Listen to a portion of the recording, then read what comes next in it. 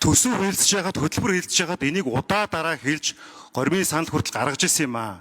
Тэр бичлэг нь интернетээр байгаа. Үндэсний аюулгүй байдлын үзэл баримтлалд төсөв нийцж байгаа хэсгээр аудит бүрэн нэгтэлж чадахгүй байна. Нийцүүлж одоо дүгнэлт хийж чадахгүй байна. Ингээд өгөөч гэж байнгын хорооны хурал их хурлын чуулган дээр 3 удаа мэдгдсэн. Гинт зүүдэлс ирээд байгаа юм биш. Хэрвээ тэр бичлэгийг та үзэж чадахгүй бол миний өнгөрсөн 7-8 сарын цалинг бүгдийг хуу хаамж болно.